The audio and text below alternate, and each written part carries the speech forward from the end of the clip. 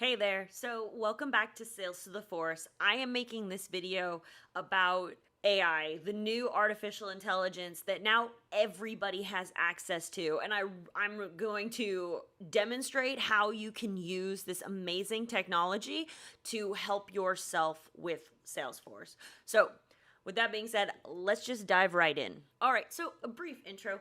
For those of you that don't already know, my name is Alyssa, and I have been a senior Salesforce consultant for 5 years now, and I have come across so many different situations, some unique and some not unique. I find that the more I learn about helping people with Salesforce, the more I realize that everybody struggles from the same problems applied in different scenarios. So though that's the custom aspect of all of this. Everybody suffers from data quality. The difference is, okay, well, where is the data quality holes?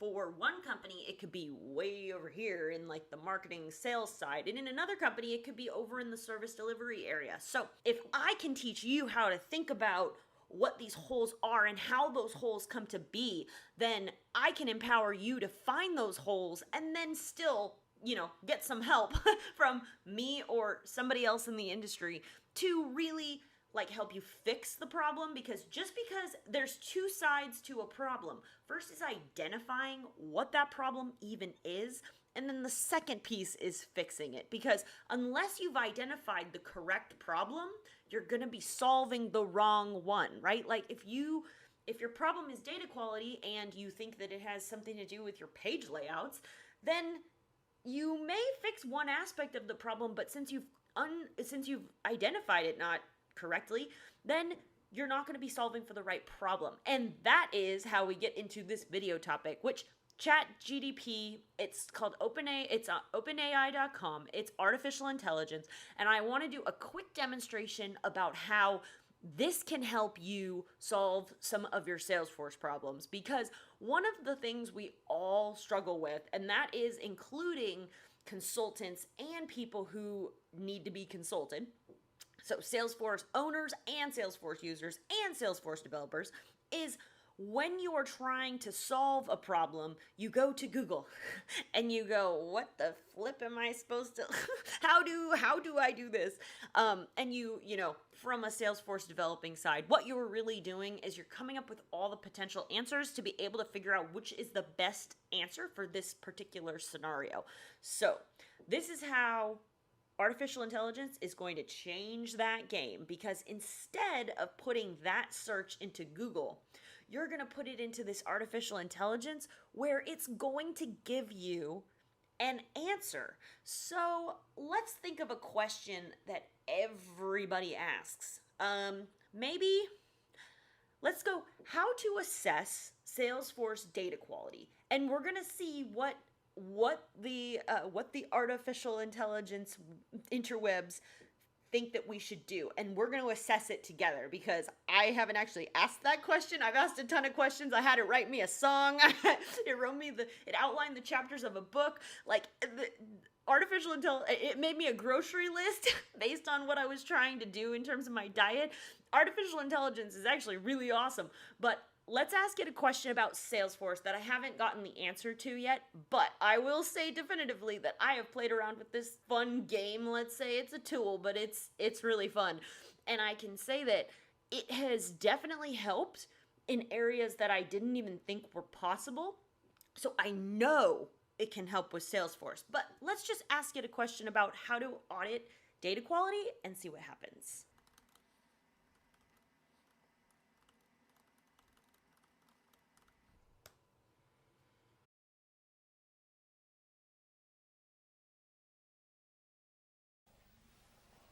Wow. All right, guys. So, as a Salesforce consultant, let's move me. There we go.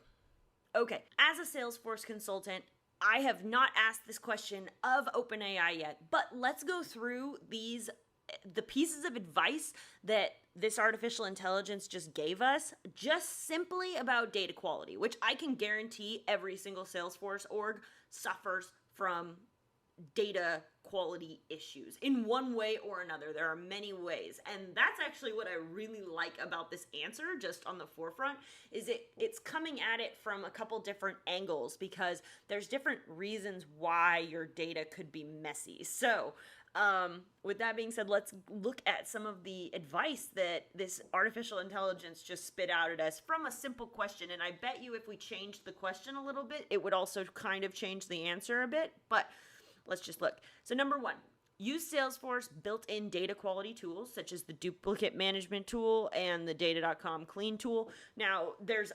there's a ton of different ways to assess like data quality and duplicate checks in from third-party tools, and there are what's called duplicate rules and matching rules within Salesforce itself, so that you can create rules to assess duplicates on the fly, meaning that if the duplicate and matching rules finds a potential duplicate, it will put it'll put a notification on the page, so somebody will be like, oh, we found a potential duplicate, would you like to merge? So just saying that there are some default Salesforce things and third-party things.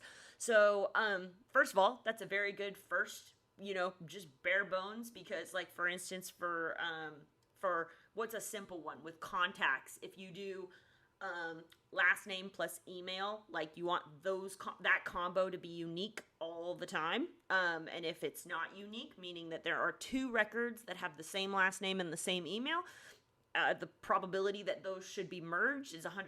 Now, everybody's rules would kind of be based on what the data you're collecting. That's just contact data. That's pretty simple and straightforward for everybody, whether you're for-profit, nonprofit, for elephants, I don't care. Okay, number two, run reports to analyze data to qualify. I'm just going to nod while I read this. Run reports to analyze data to identify patterns and trends, look for inconsistency or outliers in the data that may indicate a problem. Now, one of the reasons I really like this is because if you have a field that is really important, but you cannot make it required, meaning that at a certain point it is necessary, but you can't make it required for the record in total. Otherwise, you could never save that record. Something along the lines of, what's a good example? Let's say for an account, like you have a new account, and there's a piece of information like main point of contact. When you're first talking to an account, you may not know who the main point of contact is, but downstream, that could be essential to how the rest of your business runs. Again, for-profit, nonprofit, for elephants, I don't care. It's, every single account, like whether you're talking to anybody, like there's going to be a main point of contact. Now, when you first create an account, you may not know who that is. But if you created a report that was filtered to only show you accounts that did not have a main point of contact identified, you would 100% always know where you needed to go to make sure which accounts needed to get that cleaned up, because that could keep your downstream of information just so much cleaner in the long run. But that's number two. So I've loved number one and number two. Let's see if they can find something in here that's like, okay. But okay, number three, use data validation rules to ensure that data entered into the system meets certain criteria. I can tell you 100%. I have a series of videos called Diaries of a Salesforce Consultant. One of those videos talks about data validation rules in depth, because that was actually how I solved most of that clients' problems. And it was because they had very complicated things in the sense of, okay, when this and that happens, then that needs to happen. And after that, then this and this needs to do that. And I was like, okay, well, that's not just making a field required or not required. That is different. It's not even a flow. It is different criteria that makes something required. So anyway, yes, validation rules. However, you have to be kind of careful with validation rules. If you create a validation rule that conflicts with something else going on in your Salesforce org, you're going to create more problems than less. So one of the things that a consultant's going to do is a consultant is going to step back and look at, okay, this is what we need, but how does that affect the whole picture? Not just a piece of the picture, because that's usually how a client or how a Salesforce administrator will look at stuff. They're going to go, okay, in this exact circumstance with my blinders on, this is what needs to happen and this is how we're going to do it. But what they usually fail to do is go, okay, but how does that affect the bigger picture? How does that affect the whole world, not just this piece of the world? And people will run into troubles with data validation rules if they don't take the whole picture into account. Not always, but it happens. Okay, number 4. Regularly run data backups. Okay, I'm just going to nod. Regularly run data backups and compare them to previous backups to identify any data loss or corruptions. I 100 million percent agree with this one. This is something that every client I've ever worked with has ever failed to do. At least, you could do a weekly, a bi-weekly, a monthly. Data is a moving target. It is something that changes. It is something that grows. Every day somebody logs into your Salesforce org, there is a chance for something to be updated, something to be altered, and also you run the risk when that happens of it to be updated correctly or incorrectly. Now, the only way to restore a previous value of something would either be to turn on field history tracking. Now you have a limit for a number of fields you can do that for. So you'd run into limitations if that was your plan for every field. But the better, more sustainable way in the long term is to set regularly occurring backups that pull out of your Salesforce org and get stored in a cloud somewhere at a frequency that makes the most sense to you and your business. To, if at any point there's a record where it's like, wait, what happened here? We need to go figure it out. You would have a series of files that would tell you the exact story of that record and everything that changed or didn't change throughout all of those backups that you pulled out. And I can tell you 100% that when you're doing data updates, the first step of any data update is to pull a backup of the existing data as is. So if anything gets messed up, you could always restore it back to what it was and start over. Not normally the answer anybody wants to hear, but it happens. Okay, number 5. Have a dedicated team or person periodically review the data and identify any discrepancy, errors, or missing data. Of course, this is going to be your Salesforce system administrator. There is no Salesforce that runs without a system administrator. It's just not going to happen. Like, there has to be somebody who knows what the most important pieces of everything is on a very high level, and then there are the folks who are experts at their area of work within Salesforce. So, yes, that 100% have a person dedicated. The only thing I'm going to add, and the reason I'm kind of laughing at this one, is because not all team or person are created equal. So there is a chance, and one of my diary stories tells the story of what happens when you have a bad system administrator. It just is it's a lesson to be learned that not all people are created equal. Not everybody's good at everything. Data specifically takes somebody who is very detail oriented and somebody who really cares about the tiny details and accuracy of tiny details. And so if you don't fit that mold, I don't think you're going to be super great for this job. Now, not to say you couldn't learn that. I'm not saying this is some mystical language that nobody knows. I'm saying that there's some people who are naturally good at it and there are people who are bad at it. Like for me, I was never meant to code. I can write the logic for what code should do and what code should say, but I do not like writing code because when I would write the code wrong, like going to find the one parentheses or period that was out of place to me was like horrible. So all I'm trying to say is that it's not meant for everybody, and you have to really, if you're going to pick somebody, you really do have to find the right person. If you find the wrong person, your data is going to suffer, and data is the foundation of any business anyway. Who to call? Not Ghostbusters. Okay, number 6, regularly monitor the data quality dashboards and reports to track progress and keep track of any issues that arise. Of course, if you're going to make a report, obviously keep looking at it.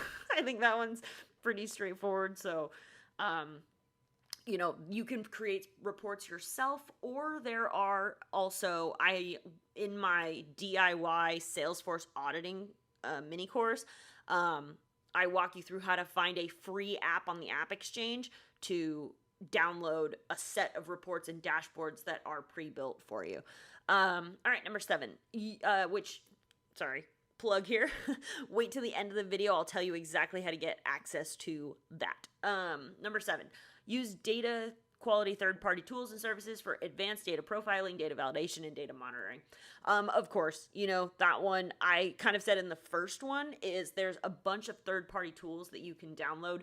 I think that the only thing about the suggestion here is it might be telling you to go really complicated when a simple duplicate or matching rule could answer exactly what you need and get you everything that you could possibly want with your data validation. So the only part I would be really conscientious of is that this is kind of inspiring you to kind of go find the thing and the best tool. If you go, I'm sure there's like a ton of really expensive third-party tools, but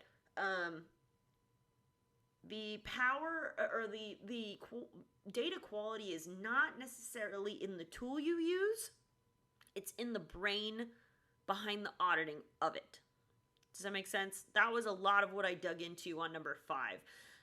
Data quality is one thing, but the person who's looking at that data and knows how to see where the holes are is the real value. So whatever tool that person needs, fine. You could do that though on a spreadsheet. I know that that's not the classy way to do things now, but the point is the real thing you're after here is the actual assessment of the data, not necessarily how you do it. So this does kind of inspire you to go look at all the expensive tools they have on the App Exchange. All I'm saying is that free tools will provide the same value with the correct brain doing the assessment. So number 8, perform data testing and data quality assessment before any data migration to ensure that the data quality is maintained during and after the migration process. I'm pretty sure I definitely said that in one of the other bullet points, and that is that for any data migration, the first thing is to always pull the data as is. Make sure you have a backup. Make sure that everything that you're about to do, all the changes you're about to make, have a what was the world like file. And of course, data migration, again, I'm going to put that back in the same person. I'm definitely an expert in data migration at this point from all the different data migrations I've been a part of and have run myself. Through experience, you can definitely learn anything, but it does take a certain kind of mind to really, really be able to dive in there and make sense of the mess. I love organized chaos, so I think that was why I was always put on data teams because I'm pretty good at finding meaning in the chaos. So it's something that I did for a very long time and helped a lot of people with, but it also is something that I'm going to teach other people how to do instead of doing it myself now, because data's messy.